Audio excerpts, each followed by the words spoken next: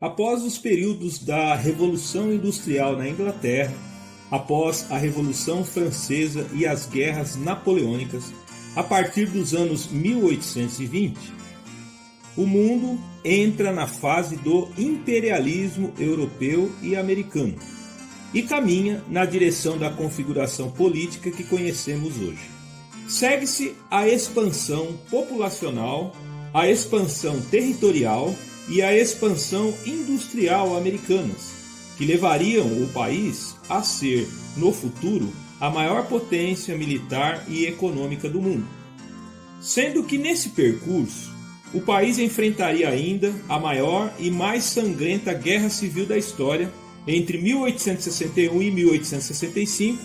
pelos ideais abolicionistas e pela modernização da sua economia. Para os ingleses, o comércio com a Europa pós-Revolução Francesa ficara complicado um pouco, já que os reinos alemães, italianos, austríacos e russos também se industrializavam rapidamente e competiam com a economia inglesa no comércio europeu. Era a fase da Segunda Revolução Industrial, que se caracterizava não apenas pelas máquinas a vapor, mas por sofisticados sistemas elétricos e automatizados e também pelo emprego maciço de produtos químicos, do petróleo e do aço. Também era uma era das economias integradas pelas telecomunicações, onde até por aqui no Brasil, que já era independente de Portugal na época, essa segunda revolução surtiu efeitos visíveis. Isto porque, para a sorte do Brasil, o imperador Pedro II era bastante vanguardista e desejava modernizar o império. E também o Brasil teve o retorno do gaúcho Irineu Evangelista de Souza, o Barão de Mauá, que após ter estudado e trabalhado por vários anos na Inglaterra, voltara para o Brasil pleno de espírito empreendedor e com algum dinheiro. Teve como primeiro empreendimento bem-sucedido transformar uma pequena fundição na Baía de Guanabara no Estaleiro Mauá, onde empregou mais de 1.000 funcionários, o que era uma grande coisa na época, e produziu desde navios até guindastes, caldeiras, máquinas a vapor, prensas, engenhos de açúcar, postes de iluminação e canos de ferro para água e gás. O Barão de Mauá também tornou-se banqueiro, podendo financiar o primeiro projeto de iluminação pública no Rio de Janeiro. Também financiou a construção da primeira ferrovia do Brasil, a Estrada de Ferro Mauá, e depois as estradas de ferro Central do Brasil e a São Paulo Railway, associado aos ingleses, ou a Estrada de Ferro Santos a Jundiaí.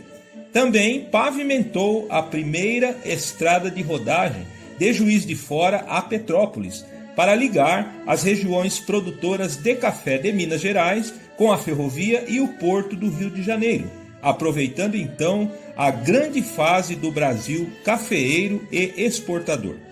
Em 1874, ele também tornou possível o assentamento do primeiro cabo de telecomunicações submarino que ligou a Europa ao continente americano numa iniciativa inusitada. O Barão de Mauá também serviu de intermediador para muitos negócios e investimentos ingleses, tanto aqui no Brasil como na Argentina, Uruguai e Paraguai.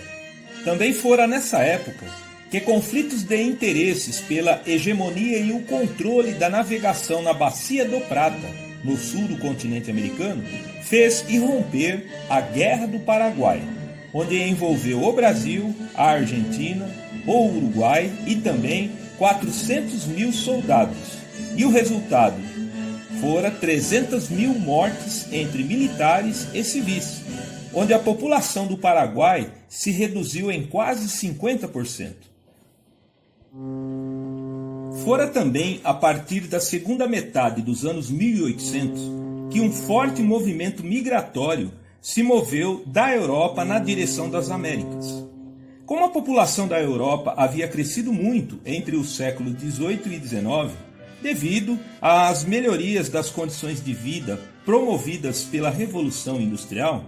esta mesma revolução não conseguia suprir empregos para todos, de modo que a população já começava a se amontoar em torno das cidades.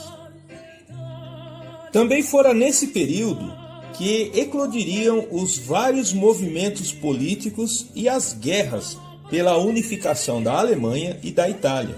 onde inúmeras famílias e cidadãos fugiram da agitação política e da perseguição.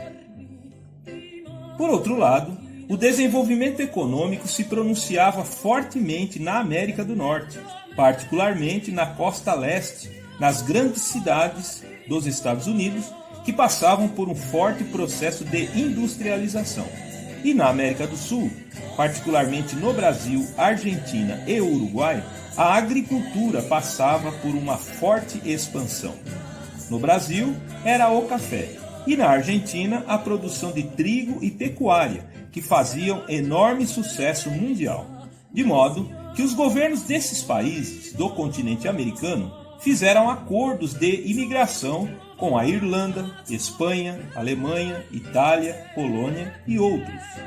Só para os Estados Unidos, emigraram quase 5 milhões de irlandeses na segunda metade do século XIX,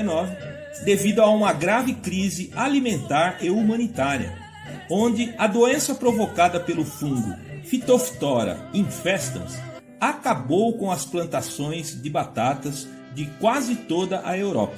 sendo que a população da Irlanda dependia muito da produção desse tubérculo para se alimentarem, onde 1 milhão de irlandeses morreram de fome, o que não era pouca gente para aquela época. Também emigraram para os Estados Unidos para trabalharem nas fábricas alemães, italianos, poloneses e espanhóis, mudando assim a configuração étnica, cultural e social dos Estados Unidos a partir de então. Já para o Brasil, os imigrantes vieram para São Paulo, o sul de Minas, Espírito Santo e norte do Paraná para substituírem a mão de obra escrava nas lavouras de café, já que a abolição já havia começado a partir do ano 1850 por meio da Lei Eusébio de Queiroz. Também, na segunda metade do século XIX e começo do século XX, uma boa parte dos imigrantes italianos se fixaram em São Paulo,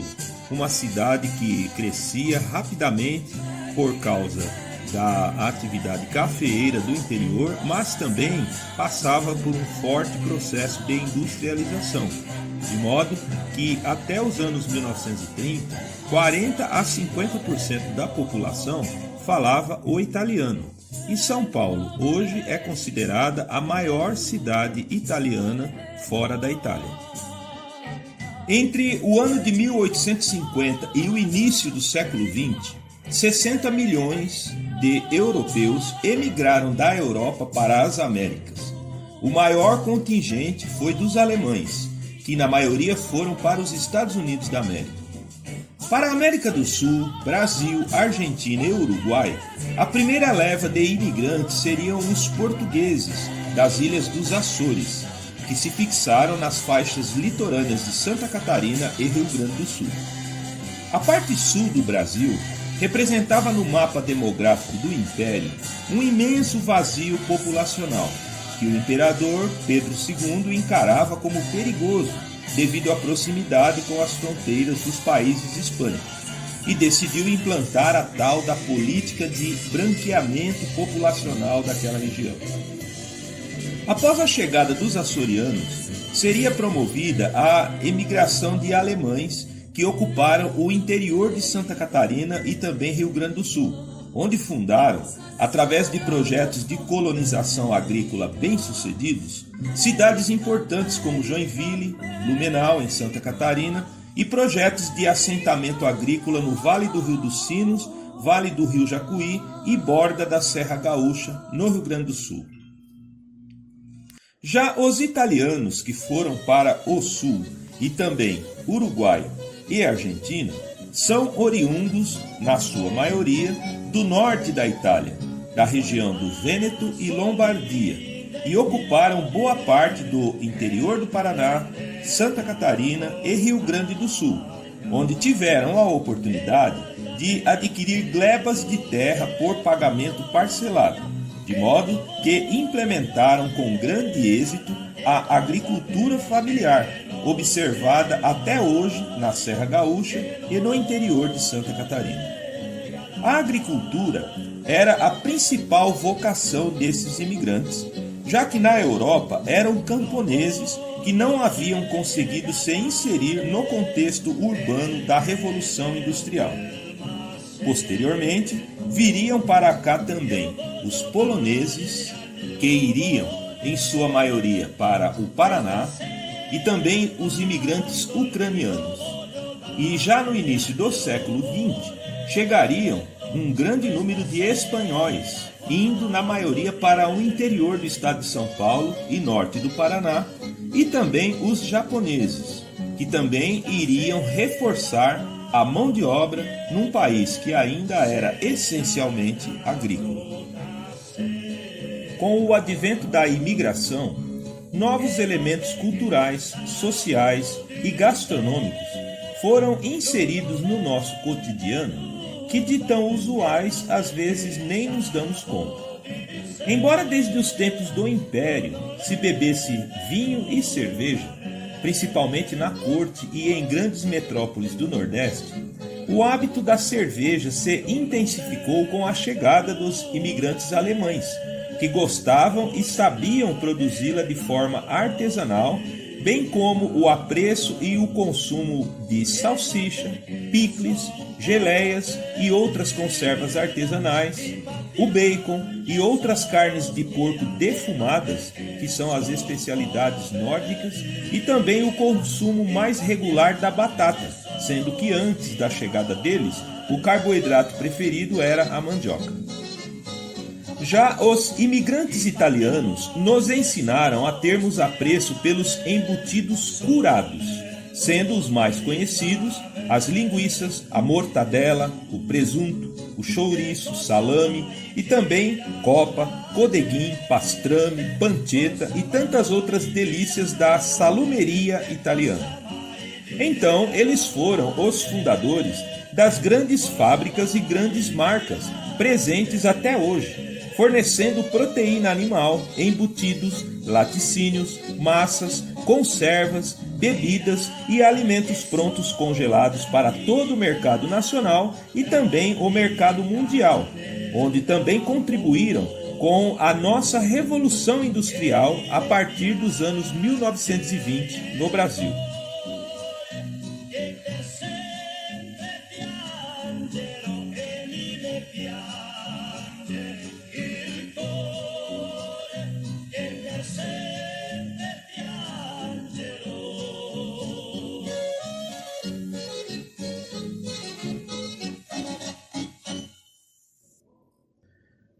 A polenta, que já era consumida desde os tempos do Império Romano, só que era feita de trigo ou aveia,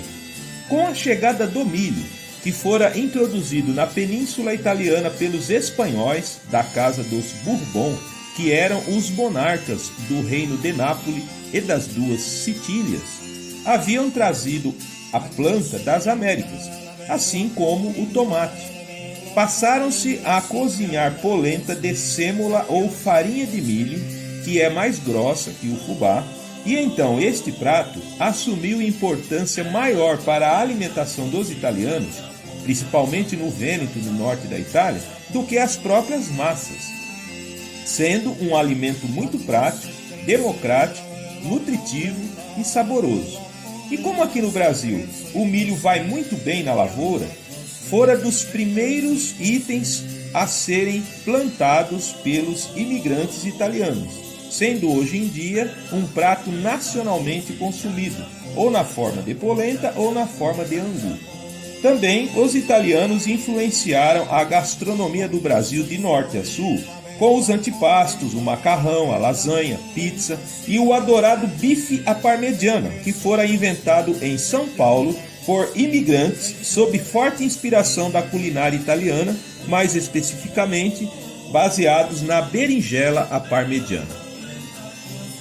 Também outros elementos que já fazem parte da nossa gastronomia, como os queijos mussarela, parmesão, provolone, gorgonzola e, mais recentemente, a mozzarella de búfala e a burrata também foram inseridos no nosso contexto gastronômico pelas mãos dos imigrantes italianos. Hoje em dia, o Brasil é o terceiro maior produtor mundial de macarrão e está entre os 10 maiores consumidores per capita. Os imigrantes italianos também trouxeram na mala sementes e a paixão pela uva e pelo vinho. Porém, naquela época, as espécies de uvas europeias do tipo Vitis vinifera, que são as melhores indicadas para o fabrico do vinho, não conseguiam se adaptar bem por aqui, já que é uma planta muito sensível a pragas e não gosta de umidade excessiva e nem chuva fora de época. Mas os italianos se dedicaram ao plantio e ao cultivo das uvas do tipo Vitis labrusca, de origem norte-americana, que são as nossas conhecidas uvas Bordeaux, Isabel e Niágara, mais indicadas para sucos e consumo in natura, mas que, acima de tudo, eram espécies resistentes a doenças e adaptadas ao clima, e com elas se desenvolveu, nas mãos dos italianos, além da vinicultura artesanal familiar, polos vinícolas como os das regiões de Jundiaí, Serra Gaúcha, Andradas no sul de Minas e na Serra Catarinense. Hoje, devido ao avanço da biotecnologia e também pelo esforço de órgãos como a Embrapa e também o empenho dos produtores descendentes desses imigrantes, nessas regiões e também na nova e grande fronteira vinícola que é o Vale do São Francisco na divisa da Bahia com Pernambuco, estão sendo cultivadas uvas da espécie Vitis vinifera europeia com muito sucesso, como as uvas Cabernet Sauvignon, Merlot, Chardonnay, Syrah, Taná, entre muitas outras, o que possibilita um avanço e um salto na qualidade e na competitividade do vinho brasileiro e que premiam os esforços pioneiros desses imigrantes, podendo hoje até exportar e pretender desenvolver a vinicultura brasileira ao nível das vinícolas da Argentina, do Chile e da Califórnia, que são hoje em dia muito respeitadas no mercado mundial, todas aqui do continente americano. Portanto, fica muito fácil de notar e identificar as influências humanas, culturais, sociais e gastronômicas introduzidas no Brasil pelos imigrantes.